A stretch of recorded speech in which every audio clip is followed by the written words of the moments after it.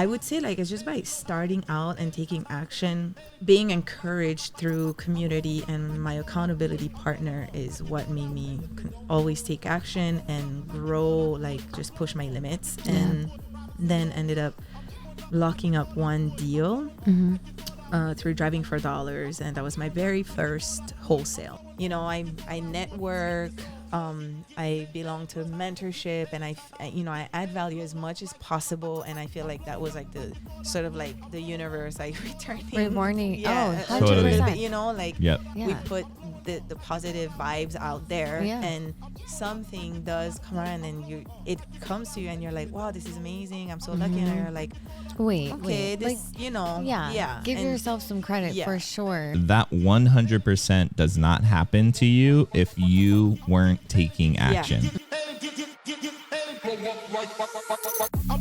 Welcome to another episode of the Deals and Aloha Podcast, where we talk about real estate deals, hope to impact our audience, and of course, spread aloha.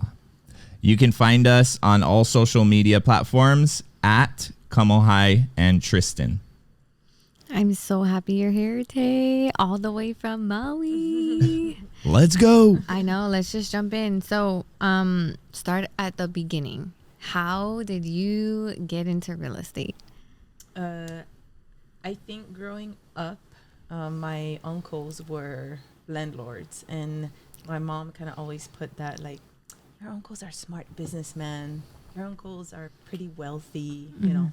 So that kind of stayed. And then in my 20s, I had thought about maybe we should buy something, and I was literally thinking that will pay for our retirement, and maybe even medical insurance when we no longer hold a job. Right. Didn't really move on that. And then after having, I would say, like the life-changing event of becoming a mother, really like sparked something where, all right, I can, work 5 days a week and maybe day and night, not see my daughter, or I can like really try to find a path that's better. And I know that in real estate we can do that. So 2017, I go to the free, like little seminar at one of the big hotels on Maui, and they hooked me. So then I bought the weekend seminar here on Oahu, and then I ended up signing up.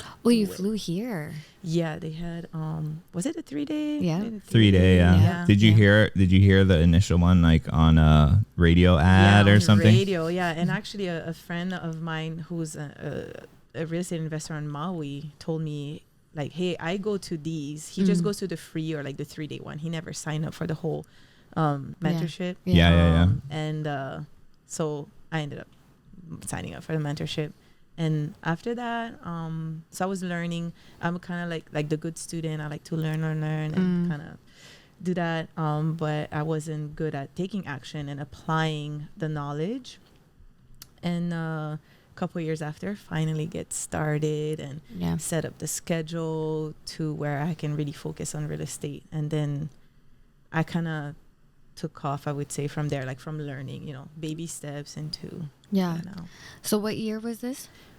So 2017, signed up for the mentorship. In 2020, right at COVID, like I start getting really, really serious about real estate investing. Yeah.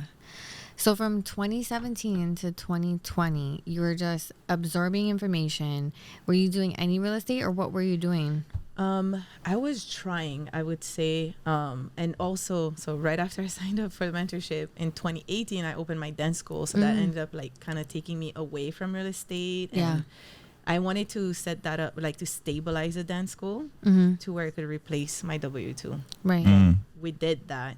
And then now I could step away from the W-2 and financially we were still okay, and then focus on real estate. So, I would say at the end of 2019 is when my husband and I had that conversation, like, okay, you've got your dance school, you've got your W-2, you're trying to get into real estate. Why don't you choose something and make, real estate happen? Right. Like, I know you want to do this. So I'm like, okay, I'm going to leave the W-2. And so now I just have like the two businesses, real estate and dance school, very opposite I know. worlds or Yeah, different yeah. worlds, but they're both fulfilling. So kind of hard to not do them. No, if it works and it's something that you're passionate about, that's all that matters. Yeah, totally. And they're both entrepreneurial. So that kind of leads to my next question, which is, have you always been entrepreneurial? Or What drew you? yeah, what kind of pushed you in that direction? I was not. I very much had the upbringing of school, college, get the job. As a matter of fact, when I talked to my family back in Tahiti about going into real estate almost full time, they were like, "You can't do that." Yeah. It's like, "Are you sure your Yeah. job is so like Secure. you're set? Yeah. You know, you make good money." I'm like, "I know, but that's like, it's just." I was just like in a place where I was giving up so much time with my daughter, and you know, I kind of knew like I wasn't gonna have another one. Like I was really like, she's getting older, and I'm not really building a big relationship with her, so just kind of went on my own. Like, no, I'm just gonna do it. And I would say like it's just by starting out and taking action. As a matter of fact, like the dance school, dancing is a passion, so I didn't have systems. It was kind of like show up, don't show up. I mean, it was kind of a mess, sort of, but still enjoyable. Once I got deeper into real estate, and we read the business books, the mindset books, the scaling, and we talk about all that, and I was able to kind of implement things into the dance school then. So I sort of became an entrepreneur by accident, and kind of good, because now it's so much smoother than like 2 years ago, you know. Yeah.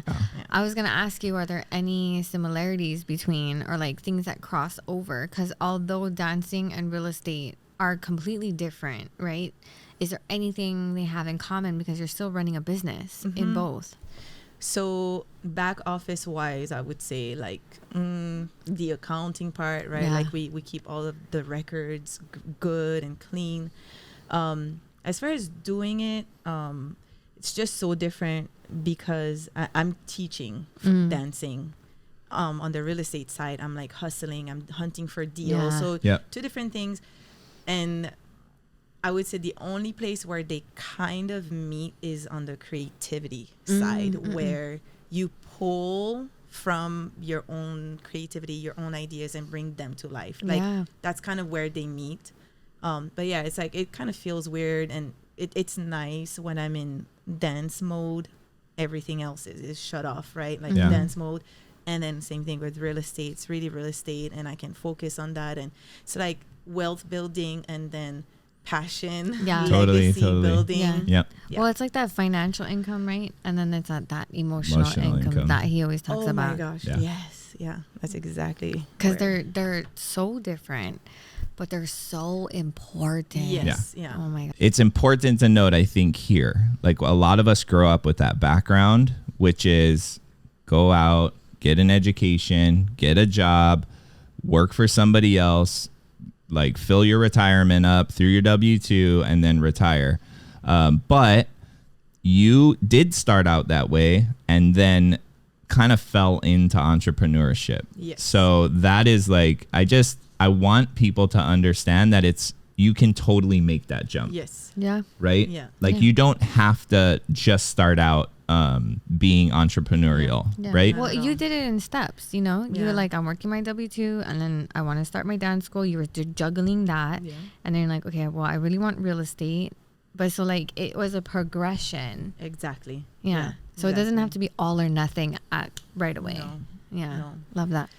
Yeah, and I would say, as far as learning the business side of real estate, ended up helping not only on the business side, but just like personal, sort of like expansion of the mindset and understanding and looking for, like, it was just, real estate exposed me to like a really wide range of possibilities.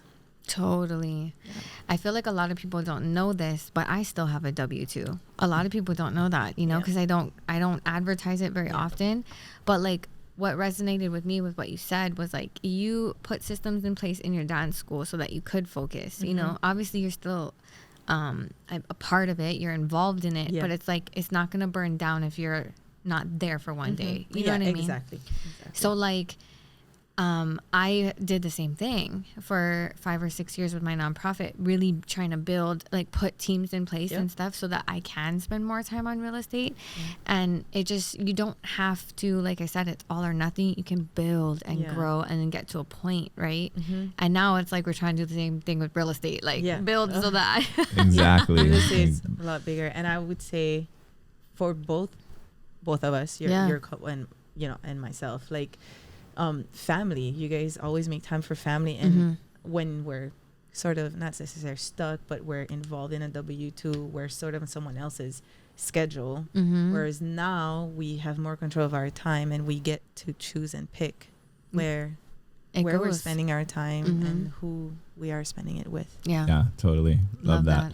So 2020, you decide to jump in full all in. We're going all into real estate. So I imagine you probably just started locking up deals, and it was like so easy, right? Yeah, it was just like you're in there, you're killing it, crushing it, right? So yeah, tell us about after that happens. Okay, so we make the decision completely independent from COVID. We didn't know when we were making that decision, like, all right, you're gonna leave the W-2. Did not know COVID was coming.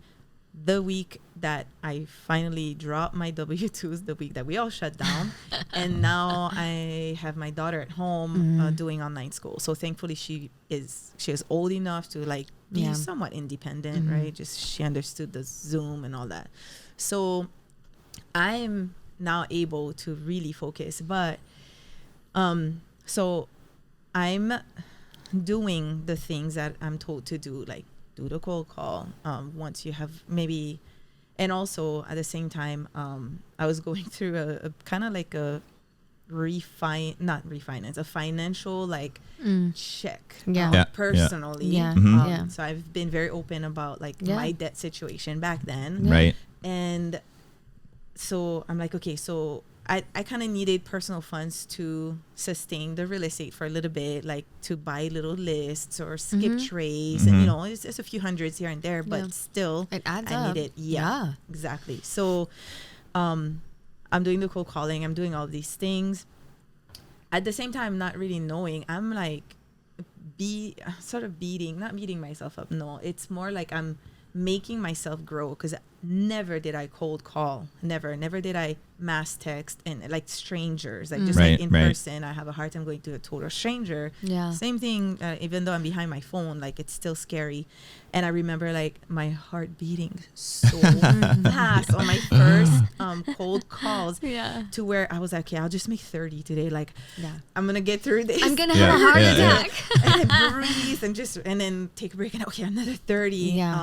So it was because I was sort of like hustling to find a deal. I did a little bit of everything, and I accepted like, okay, this might take time, just as long as you're taking action every day, you'll get a deal. So drive for $, and then send a mail, and then text, and then so we did a little bit of everything. Nice. And then at the same time, I found an accountability partner, our friend Zasha, and her and I were accountability partners in the sense that she committed verbally to me that she would do these things all week, and then a week later we'll meet, and then we'll make, hopefully we all like we did both what we did, said. right? Did the So we things, right? exchanged our sort of like to-dos.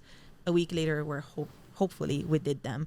So it turned to that, and then it turned into like this really good relationship where we could bounce ideas back and forth. She kind of pushed me to network more, and at that time everything was virtual, so it was perfect for me because I didn't have to go anywhere, you know, so it was all at home. And so I'm growing, and I'm actually through our friends at Kiko, so through their meetup, I'm like opening up my computer to like statewide investors and people that are either in my situation or were in my situation, came out of it, and it was like, okay, I'm not I'm not alone. I'm there. And it's like everyone has a little something that I've been through or that I'm facing. So that was really huge. So like the networking part of it. and being consistent weekly. And that's kind of how we kind of connected even more through Kiko, I would say, you know, the virtual meetups. So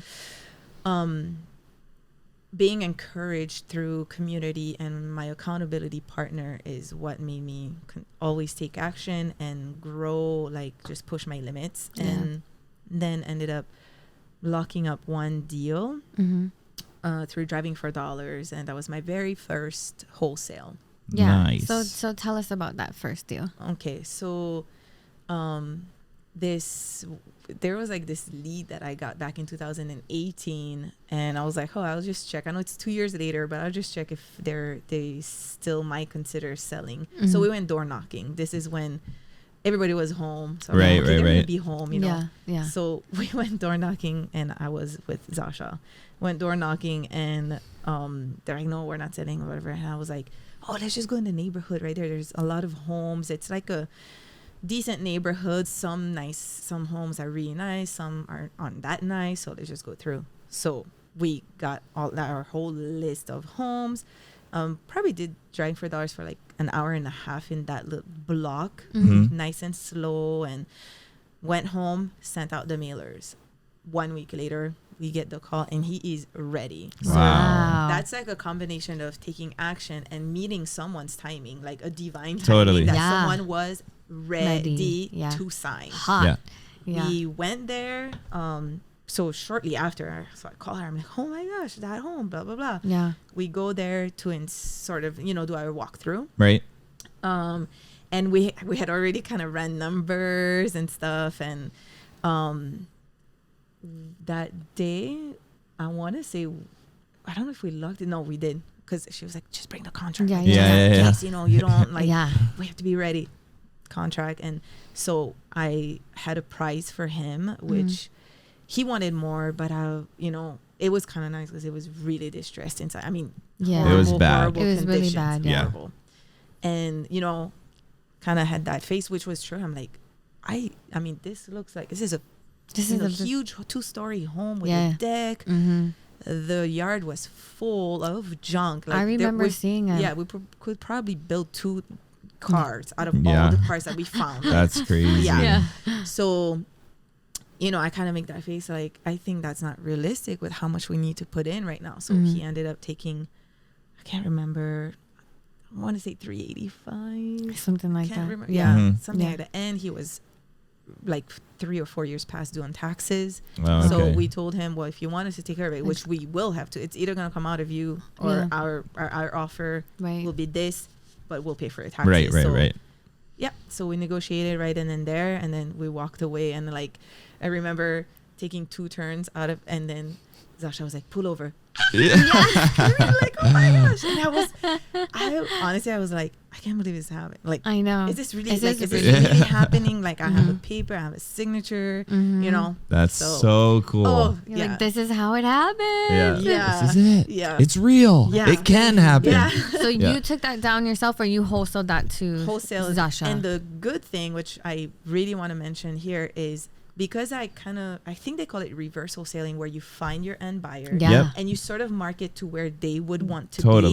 Totally. Zero money. I mean, like, I know. the EMD that I had told him, like, okay, we're gonna put, I don't know, it was 2,500, $5,000, I can't remember. When Zasha and I took the contract to title, we're like, okay, we have a signed contract. She's like, okay, so who's gonna put the EMD? And I'm like, down? You're like, I'm at this buyer right here. She's like, I'm ready. I got it. It was kind of perfect, you know, because it.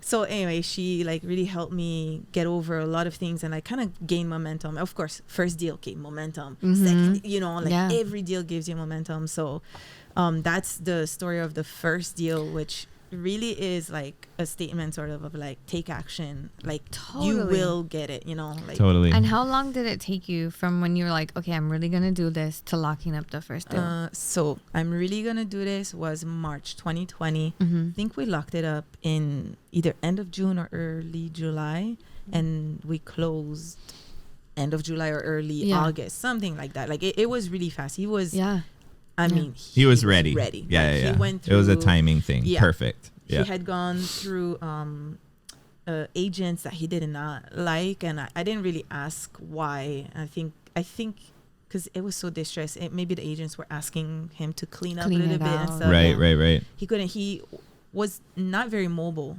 Also, like it was, health wise, like it wasn't really. Yeah. But he was super happy.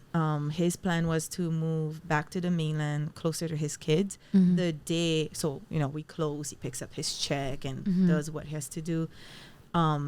The day that he left the island, he called me. He's like, hey, which was shortly after, like, he really made, like, I feel like we gave him the push to make it happen. Yeah. You totally. guys closed that out for him. Yeah, so he called and, he was like, I just want to let you know, thank you. I'm flying out. Yeah. Like, Wow, I'm that's so ready. cool. That's so cool. Yeah. So the funds really allowed him to, like, make that happen. And, I'm pretty sure he bought a home cash with what totally. he got. Yeah. Totally. You were the solution to his problem when he needed it. Yeah. And that's what we do, right? Exactly. Yeah, exactly. So, so people think, right? Okay, that was only 3 months for her, but you were just taking action every couple of days or what? How did that look? No. Yeah, every day. I was home. I was like sitting at a desk every day in front of my laptop. At first it was all Google Sheets or Excel sheets, like trying to do this and like calling. It was my cell phone, like that's what personal it was. number. Yeah. Whatever you had to do. It's doing whatever it takes. Yeah. That's literally what that's called. Yeah. Every single day. Yeah. And it was every single day. And then, print mailers. It wasn't handwritten because we had probably like 50 houses to mail to. Send the mailers out. I had to go to Costco, spend a few hundreds on stamps. I remember I was like, but it's just, it was so good. That I was like, okay, just do the thing, do the thing, and the deal will come. So So that was proof of concept. That was your first deal. You wholesaled it to a friend. You did the find your buyer first, market to the areas they need. Yeah, love that. And the thing too is on Maui, we don't have as many investors, so I didn't really have like this wait list huge of buyers list. Yeah, totally. Exactly. It's so true. In Hawaii, we don't have this massive buyers list like any other state, right? Yeah, I mean, people, exactly. it's taught, build your buyers list, and you should absolutely do that. But in Hawaii, we have 20 Yeah, no. serious buyers ready to go. You know what I mean? We don't have hundreds of, No, I know of people that have like 500 buyers. I'm like, oh yeah, Wow. like Wow. thousands of cash buyers. It's crazy. Yeah. the email blast, right? Like, not here. Yeah. But the good thing is that there's so much demand here that all you need is like a handful. Yeah. And you would have no problem. Yeah. Okay, so I what just want to happened mention next? the good thing is Zasha she was like, why don't we partner? But my mindset wasn't there. I Not was yet. not ready to. I felt like that was too big a jump for me. So I was like, no, just let's wholesale it, and then you take it on, and I'll go back to marketing and finding the next deal. Right. Yeah. Wow, interesting to know. Yeah. Okay, so then let's talk about that for a little bit. That mindset shift. What was that like? When did it change? When did it change is when it's like it was I feel ready. Like, so, we were talking so much, and whenever I wanted to, so sort of like the agreement was, okay, I'll wholesale to you, but I want to learn, right? And she was like, okay, yes. And I remember having conversations. She's like, okay, so renovations first, you take this out, and then you put this back on, and I was like, okay, like, had no clue. It's a lot. Yeah. So, and it's just daunting when you've never been around a construction job. Like, it looks very messy, lots of heavy things and machines and tools. Don't know anything, right? So, she anytime I had questions about whether it was like her managing some tenants, managing rehabs, and she was very open. Yeah. And then we got another deal, which I was like, okay, I'll wholesale it again. And so also financially, I wasn't ready to take on like huge debts. Yeah. So, it was just like the baby steps. This is what worked then. And so after doing 2 wholesales, I'm more familiar with deal analyzing, and I'm not hearing just the horror stories. I'm hearing a lot of like successes and through networking. Right. So I was like, okay, I feel ready. Like, okay, let's take this one on myself, learn, and and just grow. Yeah. So talk to us about your first one you actually took down and flipped or whatever. Okay. Yeah. So because we were doing a lot of marketing. So in 2020, I got 2 wholesales, made some money, and reinvested back into the business. Yeah.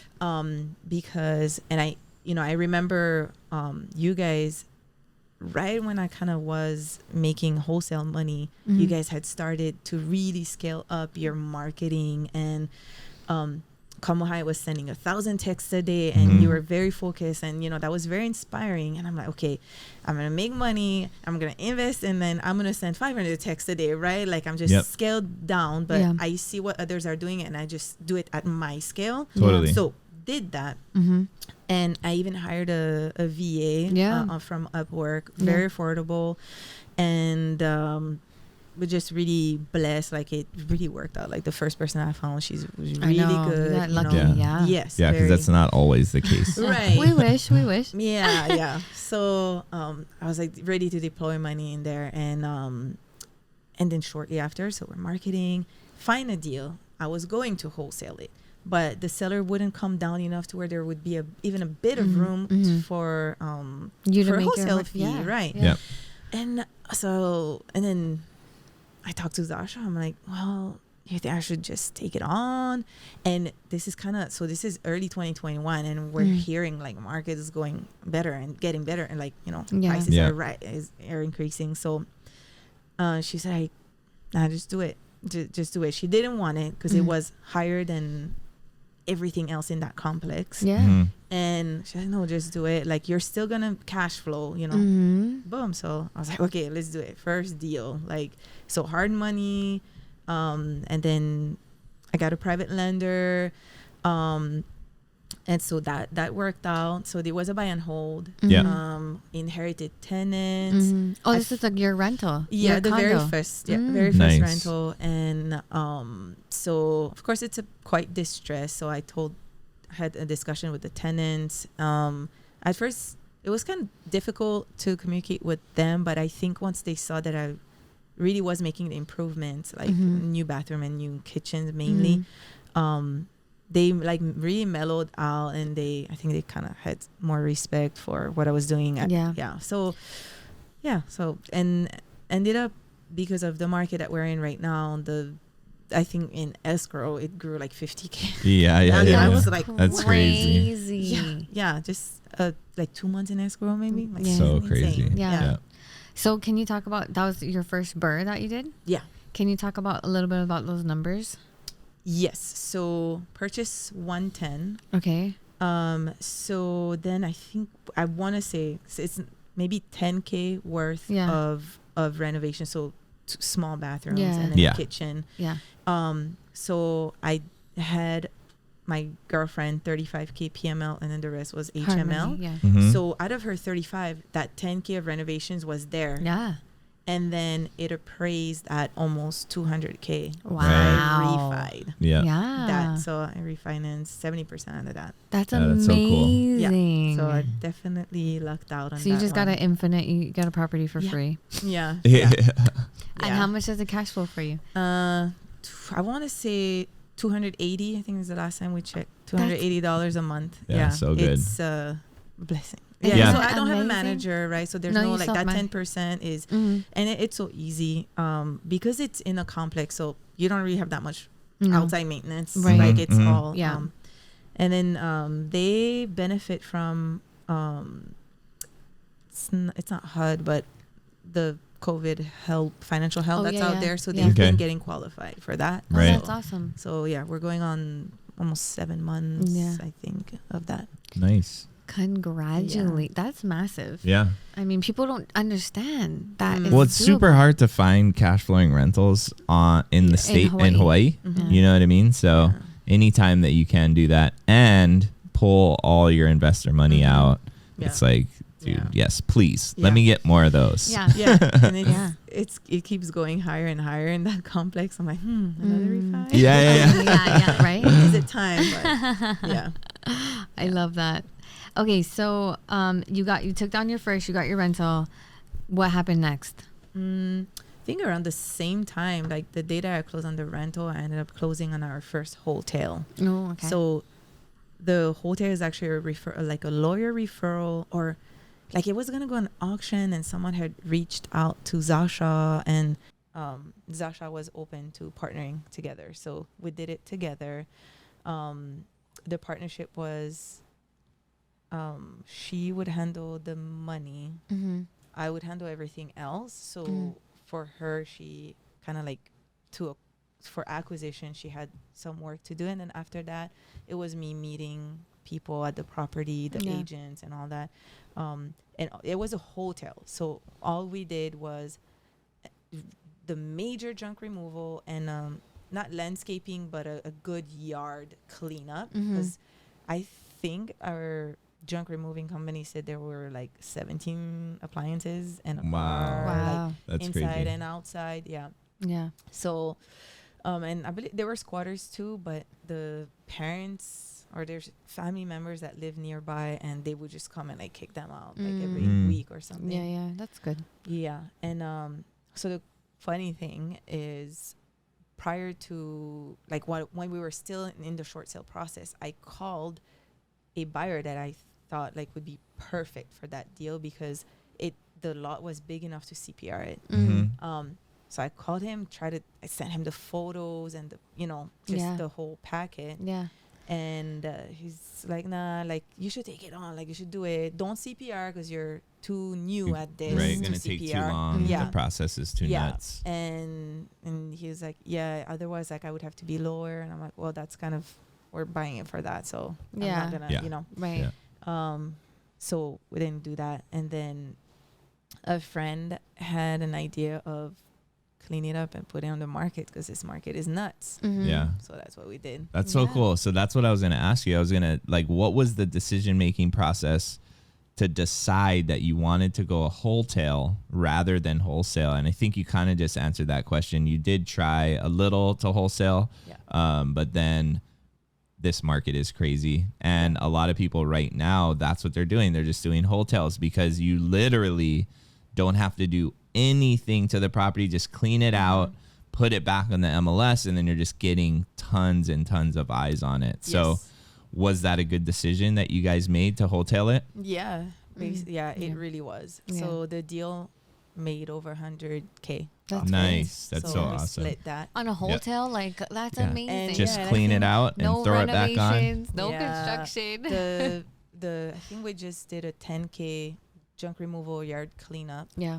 And they did that in like a few days, maybe a whole week at the most. Yeah. And then we went on the market, and same day we got a all cash offer. It's so crazy. Cool. Yeah. Yeah. Like, should have took that wholesale, buddy. I know. Should have done the wholesale, man. That's so funny. Yeah. But I think the important thing that I want to point out right now is that you brainstormed and had multiple exit strategies on one deal.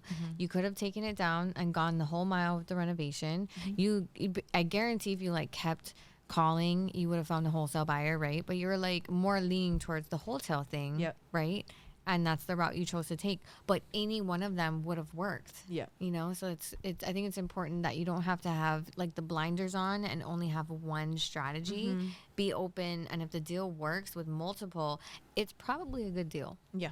Right? Exactly. Yeah. Exactly. I think it's also cool that, and you kind of went over it, but this was a short sale, right? Yes. So they owed more money than the house was worth, right? So I know that you had done like a lot of legwork on that short sale process to get it approved from the lender before you could do the wholesale or wholesale, which obviously you went to do the wholesale. So you were able to help out the local family, right? And that's like one of the reasons why we do real estate. Yep.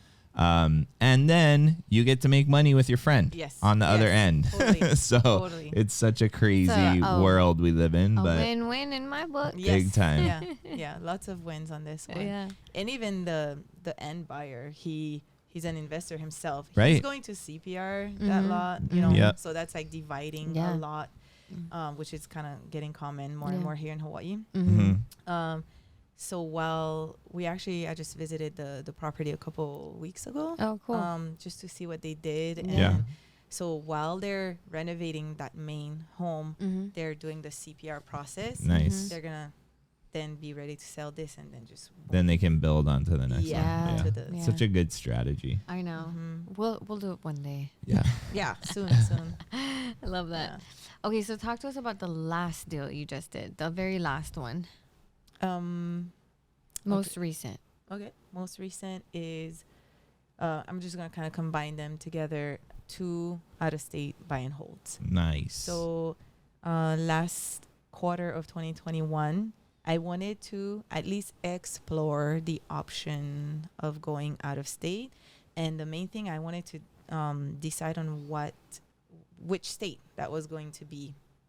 And thankfully, through our network and our friends, we have a few out-of-state investors. Yeah. So had some conversations with them, and they were like, if you want to come here, I'll help you, like, which is like such a relief. Yeah. Because you're going not blind now Yeah. in Yeah. a different state that never been in. And then our friend Daniel, he had a deal to kind of sort of dispo. He had too many deals Yeah. going Right, on. right, right. Yeah. I remember the him Zoom telling call. us.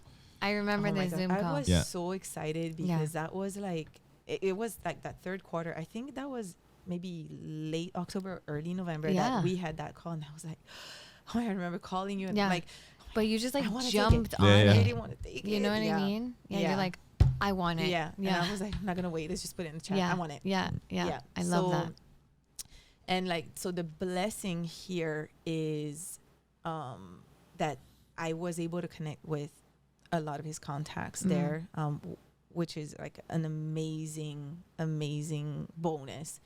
And I've said that before, like, I'm lucky, like I was very lucky to almost be handed a deal with contacts. Mhm. But I want to say, like, to sort of like still give myself credit in a way, like, I network, I belong to mentorship, and I add value as much as possible. And I feel like that was like the sort of like the universe, like returning. Rewarding. Yeah, Oh, a little 100%. bit, like Yep. Yeah. we put the positive vibes out there, Yeah. and something does come around, and it comes to you, and you're like, wow, this is amazing. I'm so lucky. And you're like, Wait, okay, wait. this, Yeah. Give and yourself some credit Yeah. for sure, because you've always led with value. You've always been a go-giver.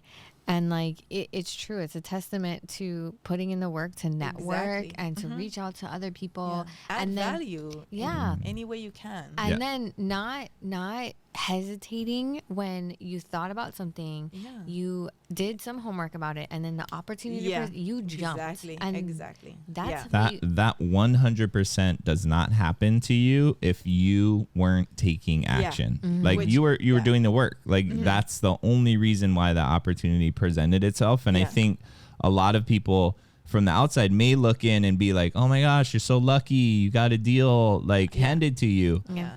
But the bottom line is that literally does not happen if you're not head down every day, taking action. Think about it. It took you 3 years Yeah. to build those relationships, to get exactly. to that point. Yeah, You know what I mean? And it was exactly. day in and day out. Yeah, and like it was like the weekly networking, belonging to, I would say, like a big community of like-minded people, and I would say, and also like having good leaders, like good investors to look up to, who are Who you surround go-givers. yourself with. Exactly, and then it just makes you want to always add value around. And yeah, so when that came, I was, oh, the blessing, that was insane. And then the good thing was, now I have a deal to close. Like, Right. here gotta we go. get it. Let's take it to that closing table, and like lenders and private lenders and contractor, like Paperwork. all of that. Like, so it's like I kind of spent a whole week on the phone, mainly like contacting agents, insurance agents, going on Facebook and looking for contacts that had the most positive reviews and all of that. And for sure talking to Daniel and having discussions or conversations with people, with strangers. And the thing I want to point out is, when I was reaching out, I wasn't, I feel like I used to be like that. Like, I would want to like appear more experienced than I really was, so that I would get business or relationships. But I chose, from learning, I chose like, no, just tell them like, What's hey, I'm going on? brand new. Yeah. Pretty new investor. I'm brand new here in Indy. I'm sure I'll have kind of like silly questions, or I'll make mistakes. Like, it'll happen. So I kind of, everyone I talked to, whoever that was, I told them, I'm asking for patience, because I'm a quick learner, but I'm gonna make mistakes, and hopefully you don't get impatient with me. But in return, you can mold me to your perfect client, like whether it was a property manager or the project manager or the insurance guy. That. Yeah, that's so cool. So because I'm like, okay, what's in it for them? It's like, I can be your perfect client. Yeah. And now it's actually, even with my lender, like when I'm applying for a loan and I'm pulling the bank statements, I already know what they're going to ask. And I'm like, this is everything. Like, this is the backup for all these transactions that are sort of like, you're going to red flag and you're going to ask. And just like with the project manager, we're learning, right, to go to work together. And he was super thankful, because like a couple weeks after, I ended up lending another buy and hold. And so he's happy. He's got business. Yeah, totally. He's got contractors that are happy and that always have workflow. And next week we're closing on a fix and flip. So it's just so I'm really happy about how the out-of-state investing is looking. Yeah. That's super cool. So Oh my gosh, there's so much there to like unpack. I love the fact that you're like, I don't have to act like I know what I'm doing in this new market. You know what you know, right? And you can it sells itself when you start having a conversation, because you've done it in Hawaii. But you don't have to be like, oh yeah, okay, and act like you know everything, because at the end of the day, just having that honest and transparent communication got you further, in a sense, I feel in the process. And now you formed like solid relationships that are working to both advantage, because now look, Tereva owns half of Indianapolis. I know. She's buying the block in Indy. That's so funny. And then the most recent deal that we're closing on next week, the agent, she's kind of a hustler to herself. So she did like a quick driving for dollars in that block, and she sent me a bunch of pictures. She's like, you need to market to me. Yes. Thank you very much. Yeah. I think so. That's awesome. I think it's a testament to authenticity, right? Thank you. That's what you are. I could tell. I was just holding it in, so I wanted to say it. Because I wanted to say it. But being authentic, it's so important. I know we just did a Instagram post about authenticity, and when you are your true self. Right, you can be the most comfortable, and people will relate to that. People trust you. People know you're not beating around the bush or throwing or bullshit, faking it.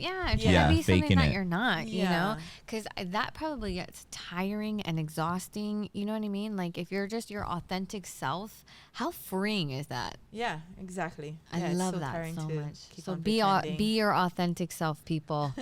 But I remember starting out, and I remember thinking, this agent's not gonna want to work with me, or that contractor is gonna rip me off, or I'm gonna look. I sound stupid. I don't know what I'm talking about. It sucks, to not have the confidence to just be yourself and be a new learner.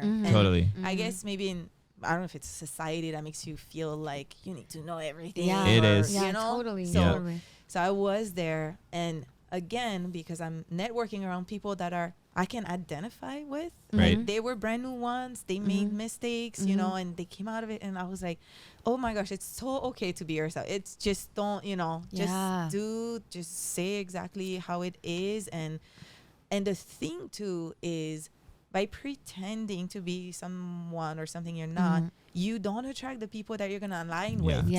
So be truthful. Like, hey, I'm a newbie. You want someone who's going to be okay with a newbie and help you grow, instead of someone who's gonna ghost you because she's new. Going into India was one of the biggest learning experiences in the beginning. It was just like, call 5 agents, call 5 contractors, like and say what you can do and be honest about it, and if they respond well, great. If they don't, it's okay. Like, On to you the know, next. yeah, that's just, if you don't align, you kind of don't want to do business with Anyway. people that, you know. Yes. Yep. And it's not saying they're bad or good, It's and just not meant you're to be. bad or good. Yeah, it's Yeah. exactly. So that was another thing, like alignment. I know you guys always talk about that, and I just remember, like, you know, like 2 years of networking and a year into a mentorship, all these things that we talk about, like daily, weekly, it just sticks, Yeah. you know, Yeah. over Totally. and over Yeah. and over again. It just sticks, and then you're just more and more comfortable. Well, that's the power of always being in a position where you are always a new learner. Yeah. 'Cause, like, that's a pretty amazing, powerful place to be. And I kind of want to always be in that place, because if you stop learning and you stop growing, you're dying, Yeah. right? So You if you're stay in like, a box. Yeah. yeah. So I kind of always want to be in that place where, like, I don't know something and I have to ask somebody And figure it out. and be in that, like, kind of vulnerable, authentic place where Yeah. somebody knows something that I don't, and always be striving for that, so that I am always growing. Well, that, and it also forces you to There put you go. yourself in those rooms, Yeah. And right? push your limits. And like, be uncomfortable and be like, I am the smallest nugget in this Mm-hmm. room. You know what I mean? But that means you're doing something right, because I want to rub shoulders with people that are doing dope shit that I have yet to Yeah. accomplish. Yeah. You know? Exactly. Exactly. I love that. We should go into indie now. I know. Well, we're looking for a mainland market right now. Okay. So I'm not sure, but I know. We have a team. I know. Your guys' Girl. team is So crazy. market to those houses and wholesale me. So much opportunity out there. It's nuts. even Zasha was mentioning it, and I told her after I got like that first property, I'm like, there's another property on the same street, girl, get it. Yeah. Come on, get it. We'll Yeah. both be there. Like, I know. like, it's by the block. So you talked to us about the last deal you did, which it's still ongoing, right? They're like in process. Yes.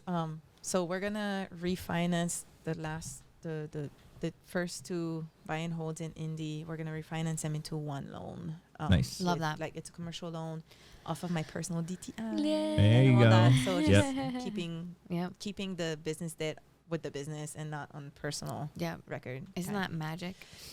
Yes, it's a new world. Like, I know. A whole new. Yeah. I love that. Magic.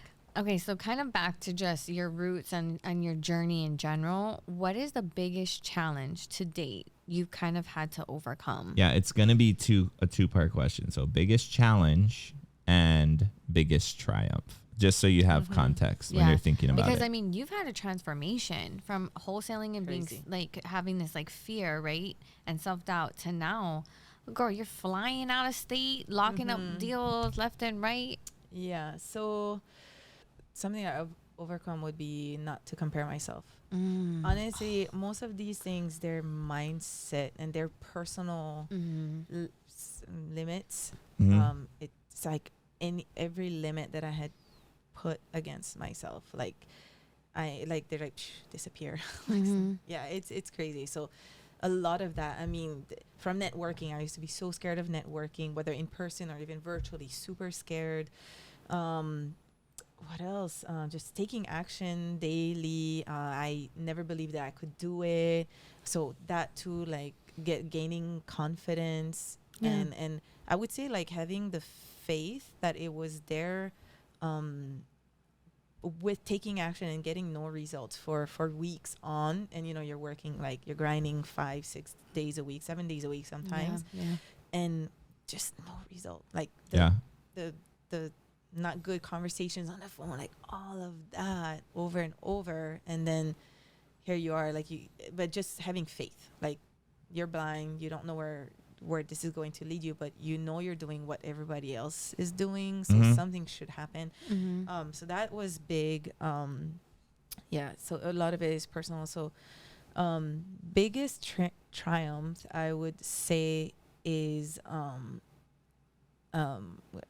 growing a good network. I feel like that the networking has been the most beneficial to growth, Totally from agree. from the people we talk to, and just it's like this web that keeps on growing, or like just now you're Yeah. It's like this tree that's just growing. Like this plant just keeps on growing, and not only up, but like the roots also, you know, like you're learning more, you're gaining confidence, and it makes you grow this branch and then grow there and then try this, or so like I would say that that's what that is over the last couple of years of really being in it.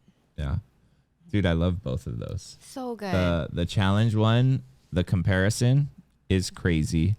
We were just listening to something yesterday. Comparison is it's a thief of joy. The thief of joy, right? It's a thief of success, because like if you're always comparing yourself to somebody else, how are you celebrating your growth and your current success?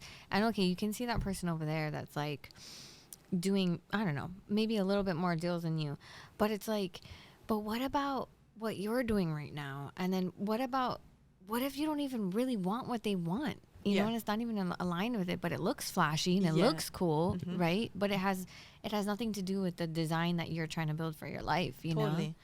And what I recently, like every now and then I have like epiphanies. Because I'm like it's like the mindset just grew, and I'm like, so with comparison, I don't believe that anywhere in at least our real estate community, I don't believe that there are two apples. Like that, I don't believe there, because a human being has an upbringing, an upbringing that's different from you, an education that's different from you. Totally. And not inheritance and money, but like a legacy that's different from yours. And it's just like, we are two different beings, with two different backgrounds. Like no two investors are the same. I would say. How can we be? Yeah, we're just, we're human, and like, so it's impossible and really unfair to yourself to compare the amount of deals, or I would say the amount of deals that someone else might have, and money, attention, whatever.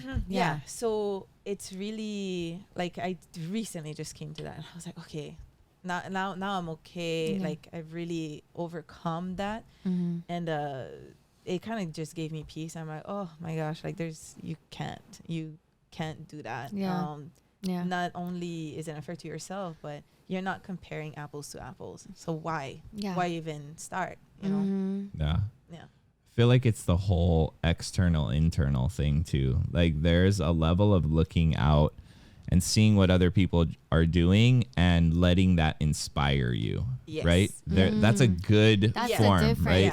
But there is a line where it turns into detriment, right? Like then you start to get down on yourself, and that's not healthy. I think the one thing that has helped me is understanding and realizing that the only person I need to compare myself with is myself.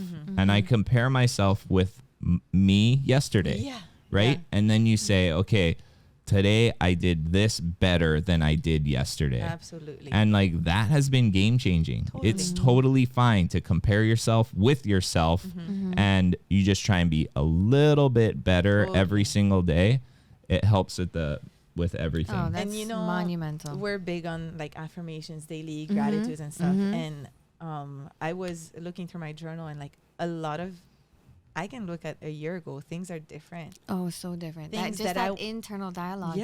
Just looking at how I was filling that page out a year ago to today. And I was like, ooh. And today, like, and I mean, I don't think that that's like self-centered, but I feel like every day I'm thankful for my growth. I feel like I've overcome just so many self-limiting beliefs. I'm not where my vision is, but I am so far from a year ago, 2 years ago. And, oh my gosh. And just, I'm always thankful for like being a learner, being open to learning, being open to constructive criticism, because it only makes you better, like a better investor, a better mom, better wife, you know? Yeah. I think I just wrote something similar to today, and what I'm thankful for was something like, I'm so thankful for the peaks and the valleys in this industry, because, oh my gosh, right? Every day is different. There's some days that feel like you're at rock bottom. Everything is going wrong. But those are the days right? That like show you what your grit is, show you why you're in this industry, and show you how you can pivot, how you can problem solve. It like tests you, right? As how strong are you? And then when you get back up to the peak, because it's always like this, up and down, you're like, hell yeah, I got right back on the horse and did what I needed to do. You know what I mean? So yeah, it reminded me of that. I just wrote that today, that I'm actually thankful for the hard days, right? And then you look back a year ago and you're like, wow, that hard day today was like so manini compared to the hard day a year ago. You know what I mean? Totally. And it's crazy. There's something that I always say when we're growing in the business, or maybe even personally, it's only hard for that little bit. It could be it's not hard forever. for a week, you know, maybe 10 days hard, but you get through that. The next time you encounter this problem, it's like, oh, I know what to do. Manini. I know what to do. So it's like, be okay with the hard things, because it's just the next time, like that same situation, and like, for example, like just applying for a loan and providing docs. Like, I really don't like that part. Hate that part. Now after applying so many times for loans, it's like, hi, okay, this is easy. All right, I can do this in a half hour. Boom, boom, boom, boom, boom. So again, anything that's hard, it's only hard once or maybe twice, but every time it comes around, now it's nothing. I'm sure construction issues after issues, right? It's like the plumbing issue from a year ago, it comes back today. You're like, oh yeah, we got it. Just do this, that, do this, that. Next, what's next? What am I learning in this project? I love that. So what I want to point out is in what did we say? We said the triumphs and the challenge. Both were inside of you. They were both personal and within your brain. It wasn't like, oh, I made 6 figures on this, or I lost. You know, it had nothing to do with monetary or a physical thing. It was all internal dialogue and growth within yourself. Exactly. And that's so critical for people to understand, because success or failure or whatever it is in life, it all starts and ends with you. And it happens in your mind, in your brain, mindset. Like it always comes back to that. And I mean, we know we're around a lot of high level investors. Like they're not like, they don't measure themselves with how many deals or net profit they made last year. It's all like, you know, it's how like, did I handle that? What impact did I have? Exactly. How many people do I help? Like it's that whole evolution. So which is, that's like the gold. And that's like, that's that emotional income that then therefore brings the financial income. You know what I mean? Once you get on like this different level, right? It's so cool just to see like how the universe brings stuff back to you. I love it. So we have loved following your journey and being a part of your journey. I still remember we were in Kokua, the office. We sat down and did a Zoom call with you and Zasha. That was the first time. Do you remember that? Yes. And we were both doing nothing. Or maybe like one or two. One or two. And so looking back on that, we're super stoked that you're in our life, that we get to talk story and grow together and elevate together. And thank you for doing this podcast for sure. But so thank you guys for doing this. Want you to leave, if there's something you want to leave the audience with. You two, I've related to you guys. Like I remember being so ashamed of saying, oh, I still rent. And I was you're like, like, I rent same. too. Yeah. I was like, oh, I'm not alone. So like, and like you two have been extremely inclusive with so many of us, and just like making us able to relate to each other and all of us grow together. And I just, you know, I've always like looked up to you guys. I'm like, what are you guys doing marketing wise? Okay. Like, let's do it. Like, hey, it works for them. So I'm just gonna do it, you know, and like, and you know, you guys really have that goal-giving mentality of, you don't necessarily expect anything in return, but it just all comes back anyway. And here we are, deal together. So stoked. This year, 2022. To be determined. We will bring her back when we finish and we'll talk about deal. that deal, because it's going to be a good one. I promise. That's going to be such a good one. Amazing. Well, we appreciate you. You inspire us to. Thank you guys. And thank you for guys. coming. Yeah. Okay. Peace. Peace. It's all good.